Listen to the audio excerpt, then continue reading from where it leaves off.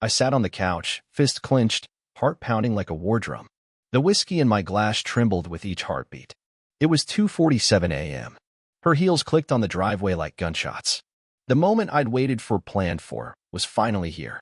She walked in, flawless as ever, lips still smudged with crimson, dress riding just a little too high for a girl's night. Madison, my wife. The woman I gave 10 damn years of my life to. She barely glanced at me, too busy texting on her phone. I cleared my throat. So, darling, how was your time with your lover at the party? She stopped cold, stared at me, then laughed. Laughed like I was some cheap sitcom character, like everything we'd built was a joke. I'm not yours anymore, she said, tossing her purse to the side. I'm his, a man who knows what a woman truly needs. Every muscle in my body froze. That wasn't just betrayal. That was mockery. That was someone setting fire to your soul and dancing in the flames. She walked past me like I was furniture, heels clicking on hardwood. I could still smell his cologne on her. Not mine. His. And she said it with pride, with no shame. But what she didn't know, what she never even thought to suspect, was that I had planted a tracker on his fancy BMW 2 weeks ago. She thought she was playing me. But I had already sent a biker gang, yes, a biker gang, to deal with him tonight. One phone call, one favor owed, and they were waiting for him in the parking lot while she was moaning his name.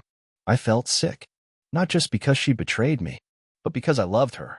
Or at least, I used to love the version of her I thought was real. The woman who baked cookies with my niece, who kissed my forehead after I pulled long shifts, who whispered promises in the dark. That woman didn't exist. Maybe she never did. She poured herself a glass of wine, barefoot now, humming like she hadn't just set off a bomb in my life. Why am I finally asked? She turned to me, ice cold, smug. Because he doesn't ask questions. He doesn't check my phone. He doesn't snore. And unlike you, he doesn't make me feel like a prison wife. I almost laughed. A prison wife? I worked my *** off to keep our house, pay the bills, surprise her with trips, support her little Etsy candle shop, even when it made zero money for 3 years. You disgust me, I said, low. Oh, boo-hoo. She rolled her eyes. Grow up, Travis. This isn't high school heartbreak. We had our run. It's over. It wasn't just what she said. It was how easily she said it. Like I was disposable. Like I was a used-up chapter in her fantasy novel. I stood up. You know what's really over? Him. She tilted her head. What do you mean? I took a sip of my drink. You'll find out soon enough. She squinted at me, suddenly aware something had shifted. That little twitch in her brow, fear. For the first time in months, she didn't look so damn confident. I stared her down, then walked to the door. I'm going out. To do what? To light the match. She didn't say a word. Maybe because deep down, she knew she'd lit this fire. She just didn't expect me to burn back. And as I stepped out into the cool night, I heard my phone buzz. He's handled. Handled. Not killed, handled.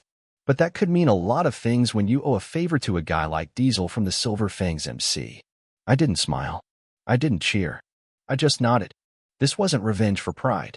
This was revenge for every single lie. Every time she said, I love you with another man's touch still fresh on her skin. Every fake smile at family dinners. Every damn time she swore I was her only one. But she chose war. And I never lose wars. I didn't go far that night. I sat in my truck just around the corner from our house, engine off, phone in hand. The night was silent, thick with the kind of tension that sits on your chest like a boulder. I wasn't proud of what I'd done, sending the Silver Fangs after her new boy toy, but I wasn't sorry either. His name was Chase. Of course, it was. The kind of name that came with a trust fund, a six-pack, and no real job. I had looked him up the first time I saw his contact pop up in her phone, client, Chase clinking glasses. A quick search revealed the truth. Not a client. Not even close. He was a self-proclaimed dating coach who specialized in seducing married women. Yeah, that's who she left me for. I watched the front windows of our house. Madison hadn't come out. Probably upstairs texting him, wondering why he wasn't answering. Wondering why her precious Chase hadn't sent that goodnight photo. What she didn't know was that Chase was currently getting his pretty boy face acquainted with the dirt in the back of a biker bar. I replayed her voice in my head. I'm not yours anymore. I'm his. I should have known. Looking back, the signs were everywhere.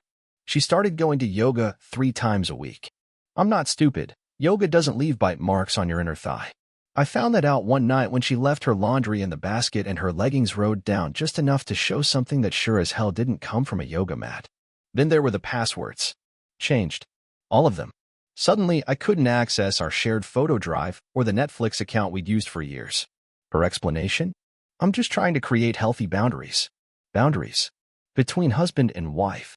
I noticed she stopped calling me babe. It was subtle. At first, it was just Travis. Then it became silence altogether.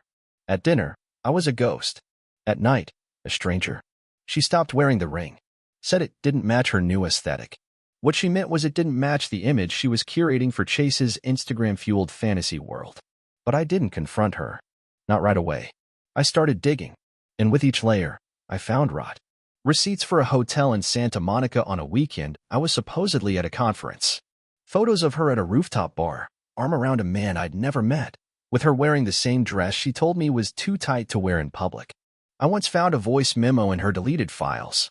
Her whispering, I miss the way you make me feel like a goddess. The way she said you, it was like I'd never existed. I should have screamed. Instead, I just listened to that recording over and over, letting it gut me like a fish. By the time I confronted her, I wasn't asking for explanations. I already knew the answers.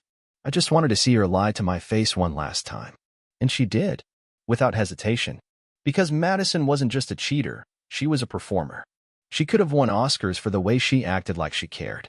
But that night, with the wine in her hand and her fake little smile, she showed me her real face. The one that had no guilt, no shame, no heart. I finally turned the key in the ignition. I had a plan now. And I needed one last piece before the show really started. I called Diesel. Make sure he's still breathing, I said. But not smiling. Diesel chuckled. Oh, trust me. He won't be smiling for a while. As I drove off into the night, I looked in the rearview mirror. That house? That woman? Not mine anymore. And soon, she'd find out just how much that meant. The next morning, she acted like nothing happened. I came back around 6 a.m., just as the sun was rising, and found her curled up on the couch in her robe, scrolling on her phone, legs crossed like a damn queen. My queen? No. Just a pretender on a throne built of lies. She looked up at me with zero remorse. Sleep well, Travis? I said nothing.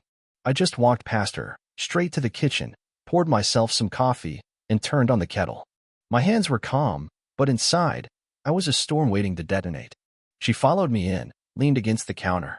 So, what was all that drama last night? Some kind of act. She was testing me. She wanted to see if I'd fold. If I'd beg. She always thrived on control, and last night I took some of it back. Something she wasn't used to. I just asked a question, I said, sipping my coffee. And you answered it with fireworks. She smirked, like a woman who thought she'd already won. Chase makes me feel alive. You make me feel like I'm aging in slow motion. That one hit deeper than I expected. Because for years, I've been trying to keep us young, taking her on weekend getaways, trying new things in bed, even shaving off my beard because she once joked it made me look like her uncle. I did everything to keep her excited. But it was never about me. It was always about her. About how many eyes turned when she walked into her room. About how many hearts she could string along. What happened to the woman who cried when I surprised her with a trip to Aspen? I asked, genuinely. What happened to the woman who used to wait for me at the door with a smile? She met someone better, she said, without blinking. I didn't even flinch. I expected it. At that point, I was only talking to remind myself of the ghost I married. Then came the second buzz of my plan. My phone lit up. Diesel. Package delivered. Pretty boys crying. No visible damage, but his pride's in pieces. Perfect. Now came the mind games. I turned to Madison, still calm. Chase doing okay today? She raised a brow. What do you mean? Didn't hear from him last night? Or this morning? I leaned forward. Weird. For a guy who makes you feel so alive, he's been real quiet. Her face twitched, just a flicker, but it was there. A crack in the mask. She quickly recovered. He's probably busy. Unlike you, he has a life. Right. A life that just got its ribs rearranged by a couple of drunk bikers who owed me a favor. You sure he's not ghosting you? I asked. That landed. Her lips parted slightly. You're pathetic, she hissed. You're trying to mess with my head now? Grow up. Oh, Madison, I smiled, sipping the last of my coffee. We're just getting started. I grabbed my keys and walked past her. She turned and shouted, Where the hell are you going now? To see a lawyer, I said. One who's about to love the file I've been building for the last 3 months. That shut her up. Yeah, I had copies. Photos. Voice recordings. Hotel receipts. Even screenshots of her chats with Chase, courtesy of a little spy app she never noticed running in the background of her new phone. I had enough evidence to make the divorce an open and shut case. And if she wanted to fight dirty, I'd go nuclear. She stood frozen, realizing that her game wasn't as clever as she thought. That maybe, just maybe, I hadn't been as blind as she hoped. As I opened the door, I paused and said, "By the way, tell Chase I said thanks for the entertainment. And maybe invest in some new teeth. The old ones might be loose." Then I walked out. And for the first time in a long time, I felt alive. The lawyer's office was quiet. One of those polished downtown spaces with too many glass walls and not enough warmth. But I didn't come for comfort. I came for war. Mitchell Grady was the best divorce attorney in the city. Cutthroat. Expensive. And worth every penny. He glanced at the thick folder I dropped on his desk and gave me a slow whistle. "Travis, most men bring suspicions. You brought a damn FBI-level dossier." I leaned back in my chair. I've had time to prepare. He opened the file, flipping through pictures, transcripts, receipts, location logs. Madison had no clue how deep I'd gone. While she was off playing the misunderstood goddess, I was collecting proof of every shady move she made. Mitchell stopped at one page, a screenshot of a bank statement. Madison had been siphoning off money from our joint account, slowly, cleverly, hiding it as business expenses. Transferring small amounts to a separate account under the name Harper Designs. A company that didn't exist. "Your wife's slick," Mitchell said. "She was planning her exit." "No," I said, my jaw tightening. "She was planning a clean getaway. No baggage. No guilt. Just walk out the door with her candle shop and her boy toy. But now she's walking into a minefield." I nodded. "And I'm not done." Mitchell gave me a half smile. "We'll file for divorce today. You'll keep the house, the cars, and if we press on the financial theft, maybe even the business. But you sure you want this to go nuclear?" I looked him dead in the eye. "She took a flamethrower to our marriage. I'm just giving her a front row seat to the explosion." When I got home, she was on the phone. I heard her voice before I even opened the front door, tense, urgent, pacing. "No, baby, I swear I didn't tell him anything. I don't know how he knew. He's just being weird." "No, I didn't say your name. He's bluffing. Travis is bluffing." I stepped inside, letting the door slam shut behind me. She jumped, turned around, phone clutched to her chest. "Tell him I said hi," I said casually. Her face drained of color. I was just..." "I know exactly what you were just doing," I interrupted. "Didn't think I'd hear you planning damage control this early in the day." She hung up the call. I dropped a thick envelope onto the table. "What's this?" she asked. "Papers," I said. "Filed this morning. Consider it a prelude." She opened the envelope and skimmed the first page. Her face changed. Gone was the smug arrogance. "No?" Panic. "You can't be serious." I was never more serious in my life. Her eyes narrowed. "You're not getting away with this. I'll fight it." "Good," I said. "I've got more files waiting." She slammed the envelope on the table. "I gave you the best years of my life." I laughed. "You gave me lies. You gave Chase your best nights, your best moans, your best lingerie. I got the leftovers." She turned away, her breathing heavy, her shoulders shaking. But there were no tears. Just frustration. She didn't love me. She hated losing. "Who the hell do you think you are?" she spat. "I'm the man who finally stopped being your doormat." And then I said something that silenced the whole room. "I know about the second guy, Madison." She froze. I continued, slow and deliberate, "The one who paid for your wellness retreat in Palm Springs. His name's Anthony. Married. 2 kids. Sound familiar?" Her silence was answer enough. "Yeah, Chase wasn't the only one." She had a rotation. A schedule. I had the flight logs. The hotel registrations. The burner email addresses. She was stunned into silence now, staring at me like I had grown horns. "You wanted to play dirty," I said. I brought the mudslide. And as I turned to leave the room, I felt no guilt, no hesitation. Only the cold satisfaction of a man taking his life back, one truth at a time. She didn't follow me this time.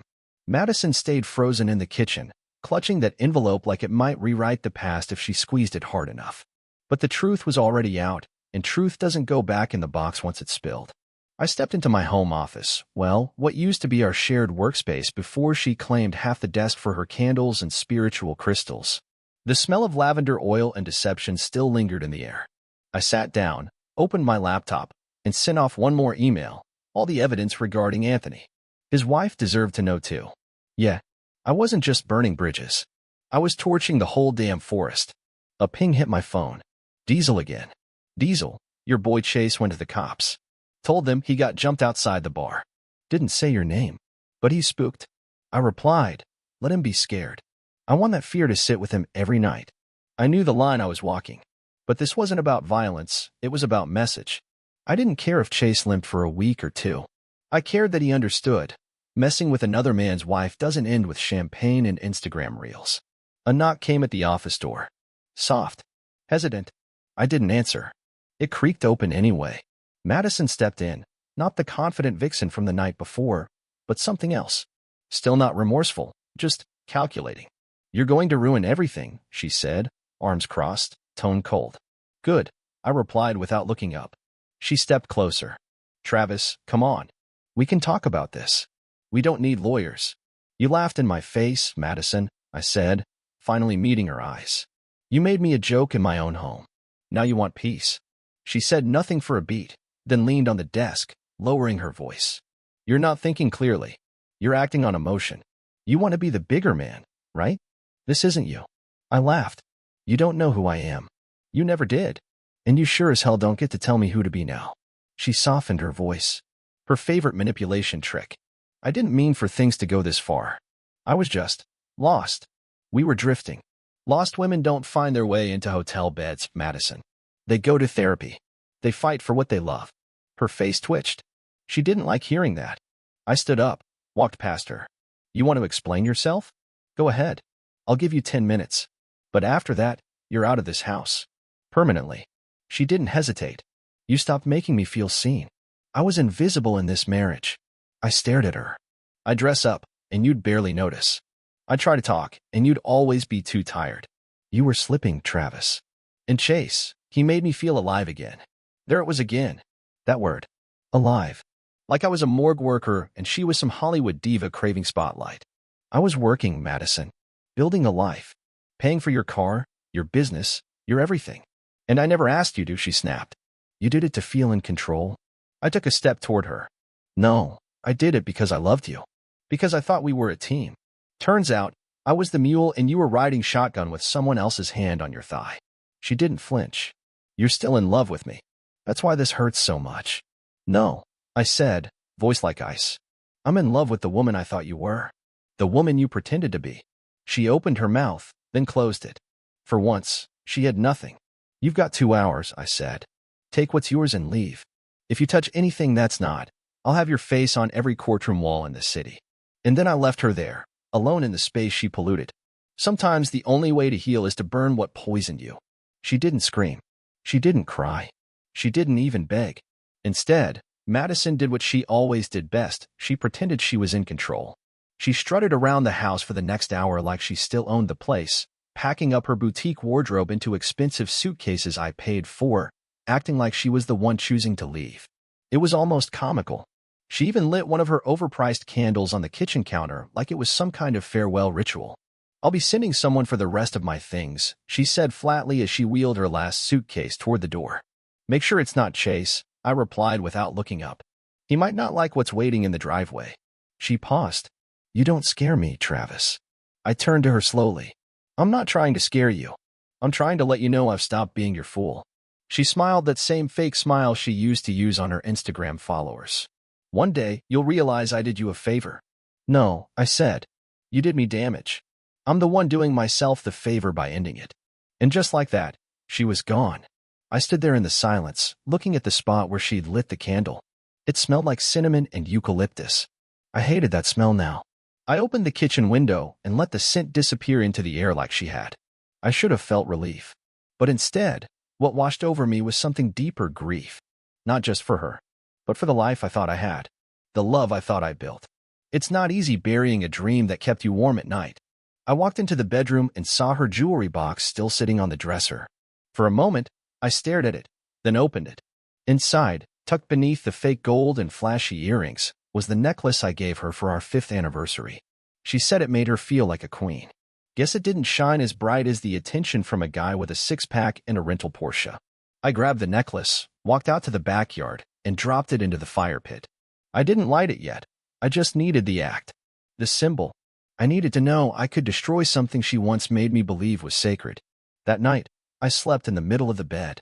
The next morning, I woke up early. I didn't check her Instagram like I used to. I didn't scroll through her photos or wonder what she was doing. I didn't play detective anymore. The case was closed. The guilty verdict was in. I made coffee. Black. No cinnamon creamer. No soy milk. Just strong and bitter, like I felt. Then came a text. Not from Diesel. Not from Mitchell. From Anthony's wife. The second guy's wife. Thank you for the truth. I had no idea. I'm filing tomorrow. You're not alone in this. I stared at the message for a long time. Then I smiled, just a little. Because somewhere out there, another betrayed heart was waking up, choosing clarity over confusion. It wasn't just about Madison anymore.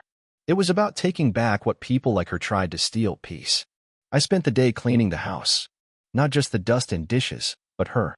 Her energy. Her presence. I scrubbed the mirrors. Washed the sheets. Tossed every scented candle into a garbage bag and dumped it at the curb. I played loud music, songs she hated.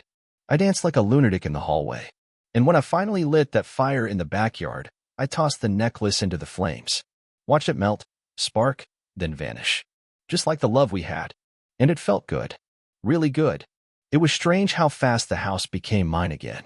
Without her perfume clouding the halls, without her drama echoing through the walls, the space finally breathed. It felt like I'd been living in someone else's staged fantasy, a set for a show I didn't even know I was cast in. Now the lights were off, the script burned, and I was free to rewrite the next act. I changed the locks that week. New keys. New code on the garage. I even changed the Wi-Fi name to No Cheaters Allowed, just to make myself laugh. Petty? Maybe. But after what she did, I earned a little pettiness. Friends started calling. Word spread fast in our circle. Madison always loved attention, and now she was getting it for all the wrong reasons. People I hadn't heard from in months were suddenly so sorry and totally shocked. But you could hear it in their voices. Most weren't shocked. Just guilty they hadn't warned me. One night, my best friend Tyler came over with a six-pack. I knew something was off, bro, he said, handing me a beer. But I didn't want to say anything. You were all in, and I didn't want to be that guy. You should have been, I said honestly. Next time, if there is a next time, be that guy. We sat in silence for a bit. Then he said what I hadn't let myself say out loud. She didn't deserve you, man. I nodded, not to agree, but to accept. Because he was right. Not in an arrogant way, but in the quiet way you admit that someone trampled over something you built with your bare hands. The next few days were weird. I kept expecting to hear from her. A text. A call. A sobbing voicemail. Something. But nothing came. No apology. No regret. No explanation. It was like she disappeared the moment she couldn't control the story anymore. And honestly, that silence was louder than anything she could have said. It told me everything. She never loved me. Not in the way I loved her. Because love doesn't leave without trying. And she didn't even flinch. But I kept moving. I cleaned out the shared closet. Tossed the dresses she forgot. Donated the heels that once clicked around my kitchen like a ticking time bomb. I even emptied the junk drawer she used to clutter with crystals and dried flowers and energy tokens from her ridiculous retreats. I found a journal too, hidden under her side of the bed. Part of me didn't want to read it. The other part needed to. So I did. It was filled with affirmations. Pages and pages of, I deserve more, and I am a queen, and Travis is suffocating my soul. She'd been writing it for months. Maybe years. And not once did she write about fixing us. Only freeing herself. She'd already left me 1,000 times in that journal. So I stopped reading. I lit the fire again. And page by page, I fed her words to the flames. I didn't cry. I didn't scream. I just watched the smoke rise. That night, I slept better than I had in months. Maybe years. Not because I was over it, but because I was finally under nothing. No lies. No pretense. No wait. Just me. And the beginning of something new. 2 weeks passed. Not a single word from her. Not even a "how are you?" or an "I regret everything." Not that I expected one. Madison didn't do apologies. She rewrote history in her head, turned herself into the victim, and marched forward like a phoenix rising from ashes. She lit herself. But I didn't need her words. I had the truth. And the truth was enough. Divorce moved quickly. Mitchell Grady, my lawyer, didn't waste time. With the mountain of evidence I gave him, the court didn't blink. I kept the house, the vehicles, the savings account, and even partial ownership of her candle business, which she had to sell back to me for pennies on the dollar. She wanted out? She got it. I heard she moved in with Chase. Of course she did. I also heard Chase broke up with her a week later when his face stopped swelling and his ego came crashing down. Turns out, once the thrill of forbidden fun wore off, so did her appeal. He ghosted her. Just like she ghosted reality. And just like that, karma pulled up a front row seat. But by then, I wasn't watching anymore. I had my own life to rebuild. And strangely, for the first time in years, I felt excited. Not bitter. Not angry. Just free. I started doing things I'd put off for years. I reconnected with old friends. Took weekend road trips on my own. Picked up photography again, the real kind. Not the curated nonsense she made me post on her fake lifestyle couple page. I joined a boxing gym, hit the bag like it owed me rent, and finally slept without waking up in a cold sweat. Then came the last unexpected twist. Her mom showed up at my doorstep. Yeah, Linda, the woman who once called me the best thing that ever happened to Madison, and then went completely silent when the betrayal broke. She looked exhausted, makeup barely covering the stress on her face. I just came to say, "I'm sorry," she said quietly. I leaned on the doorframe. "You knew, didn't you?" She nodded. Not at first. But toward the end, yes. I told her to stop. She didn't listen. I should have slammed the door. Should have told her she was just another enabler. But something in her face, the guilt, the shame, kept me still. "She thinks you'll take her back," Linda added. "That one day you'll soften." I laughed. Not because it was funny, but because it was so her. Madison, the queen of manipulation, still thought the world bent for her. "Tell her to keep dreaming," I said. Linda nodded and turned to leave.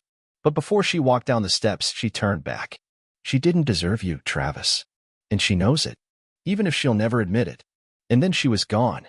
I closed the door and stood there in the silence of my own house, the house I saved, the house I fought for, the house no longer haunted by her lies. That night, I sat outside with a beer, looked up at the stars, and thought about everything that happened.